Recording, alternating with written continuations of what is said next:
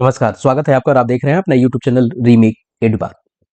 Tab से बनेगा बिहार के सभी विद्यालयों के पढ़ने वाले छात्र छात्राओं का अटेंडेंस। जी हाँ, अब हाजिरी बच्चों का टैब से बनेगा।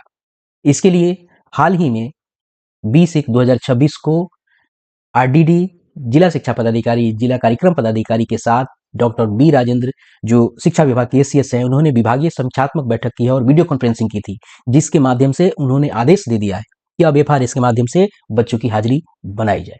तो इस वीडियो के माध्यम से हम जानेंगे कि कौन से डेट से बनाया जाएगा, क्या है ऑफिशियल आदेश। इसके लिए मैं आपको बताता चलूं, जिलों ने भी ऑफिशियल आदेश देना आरंभ कर दिया गया है। तो चलिए उस पत्र को भी देखेंगे, इस आदेश को भी देखेंगे, जानेंगे कैसे ये काम करता है। तो वीडियो को शुरू करते हैं। वीडियो को शुरू करने से पहले आपसे आग्रह करेंगे, पहली बार चैनल पे हैं तो चैनल को सब्सक्राइब कीजिए, कंटेंट पसंद आता है तो लाइक शेयर जरूर करें। आइए देखते हैं कहां और क्या कहा गया है।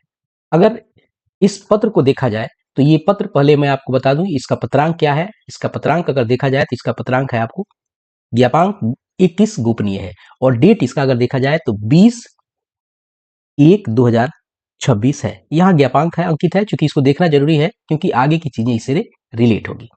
अब देखते हैं कि कहां और किस बिंदु में इसका जिक्र किया गया है। अगर हम क्रमवार इसको देखें तो एक पॉइंट नंबर है 8 और जिसमें कहा गया है अन्यान्य। ये इस 8 नंबर पॉइंट के, अगर ये कंडिका हम 8 इसको कह सकते हैं और इसकी उपकंडिका अगर ख पे नजर दौड़ाएं तो वहां कुछ बात कही गई है। क्या कहा गया है जरा हम इसको देखते हैं। यहाँ कहा गया है इस समीक्षा के क्रम में, समीक्षा बैठक हुई थी और इस समीक्षा के क्रम में शिक्षा विभाग द्वारा बताया गया कि बिहार शिक्षा परियोजना परिषद द्वारा यानी बीईपी द्वारा जो टैब जिलों को दिया गया है, इस समीक्षात्मक बैठक में ये समीक्षा भी हुई कि कहां कहां टैब दिए गए हैं, कहां कहां अभी टैब अभी पूरी तरह से नहीं दिए गए हैं। कुछ ऐसे जिले हैं जहां 95% से कम अभी टैब वितरण हुए हैं।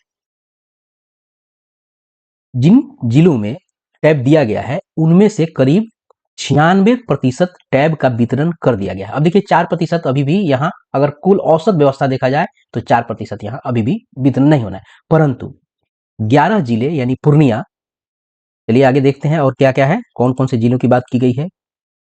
पूर्णिया, लखीसराय, सिवान, वैशाली, सहरसा, गोपालगंज, पश्चिमी चंपारण, कटिहार, पूर्वी चंपारण एवं अरवल द्वारा करीब 95% से भी कम टैब का वितरण किया गया। यानी औसत देखा जाए तो वो 96% है।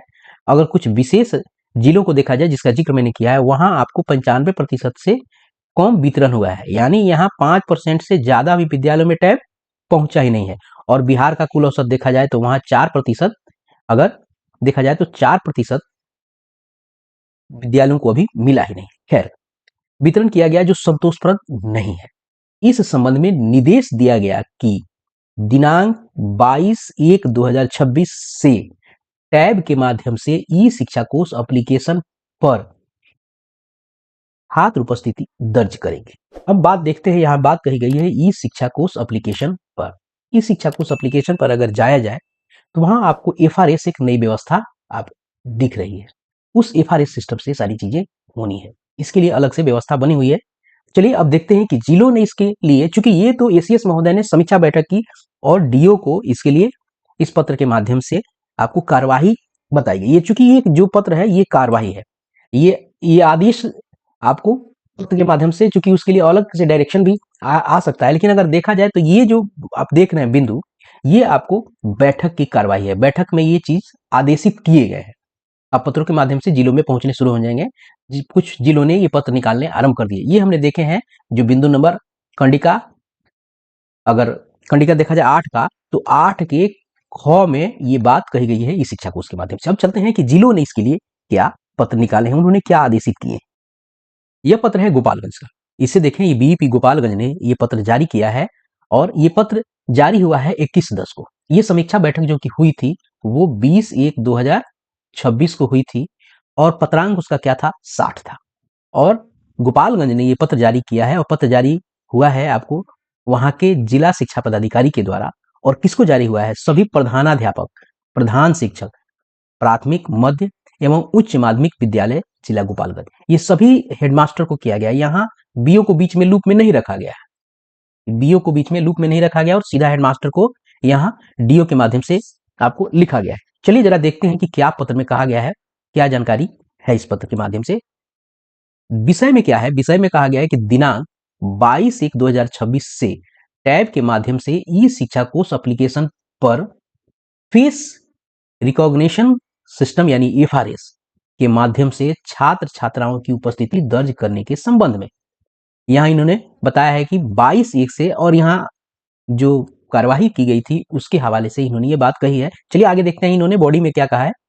उपर्युक्त विषय अंकित करना है कि दिनांक 20/1/2026 को अपर मुख्य सचिव शिक्षा विभाग बिहार पटना की अध्यक्षता में संपन्न विभागीय समीक्षात्मक बैठक की कार्यवाही ज्ञापांक 21 दिनांक 20/1/2026, इसीलिए मैंने ये आपको ज्ञापांक वहां बताया था कि कंडिका 8 ख, कंडिका को मैंने वहां स्पष्ट किया था कि यहाँ जो जिले से पत्र निकलेंगे वहां वो रिलेट हो सके, कि निर्देशानुसार 22/1/2026 से टैब के माध्यम से आपको ई शिक्षा कोष, 2 बार टैब के माध्यम से यहाँ हो गया, ये टाइपिंग एरर कहा जा सकता है इसको। ई शिक्षा कोष एप्लीकेशन पर फेस रिकॉग्निशन सिस्टम यानी एफआरएस से छात्र छात्राओं की उपस्थिति दर्ज किया जाना है। उक्त के आलोक में निर्देश दिया जाता है कि दिनांक 22/1/2026 से उपस्थिति पंजी के साथ साथ ई शिक्षा कोष एप्लीकेशन पर फेस रिकॉग्निशन सिस्टम एफआरएस के माध्यम से छात्र छात्राओं की उपस्थिति दर्ज करना सुनिश्चित करेंगे। यह और ये पत्र जो देखा जाए, इसका अगर पत्रांक इत्यादि देखा जाए तो ये आपके सामने है, ज्ञापांक 60 है 21 को, जैसे मैंने आपको ऊपर बताया। अब यहाँ सबसे बड़ी बात निकल के ये, क्या यह मैंडेटरी हो गया है, क्या यह मैंडेटरी है?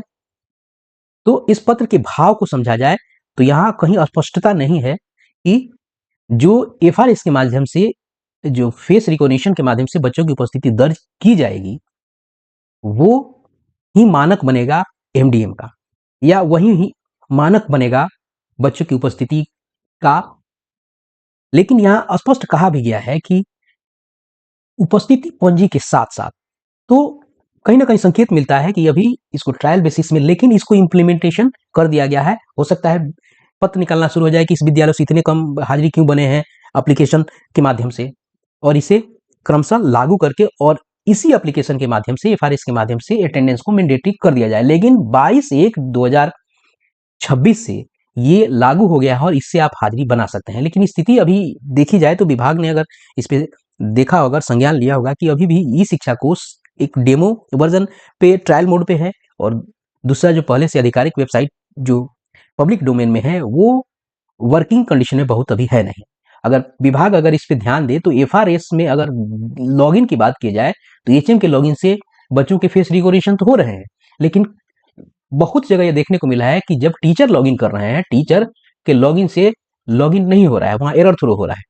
तो विभाग को इस पे देखना होगा। बहुत अच्छी बात है कि फेस रिकॉग्निशन सिस्टम लाके बिहार के पूरी व्यवस्था को डिजिटलाइज किया गया है। ये एक बहुत बड़ी क्रांति होगी। अगर ये पूरी तरह से 100% धरातल पे उतर गया तो ये बहुत बड़ी क्रांति है, और विभाग के लिए और बिहार के लिए खासकर ये बहुत बड़ी बात होगी। लेकिन फेस रिकॉग्निशन सिस्टम को पूरी तरह से लागू करने के लिए यह ध्यान देना होगा कि ई शिक्षा कोष की व्यवस्था को दुरुस्त की जाए। वी डेमोस्ट्रेशन व्यवस्था में जो ई शिक्षा कोष है वो बहुत कमाल के और बहुत व्यापक स्तर पे उस पर काम हुआ है और बहुत सारी फैसिलिटीज दी गई है।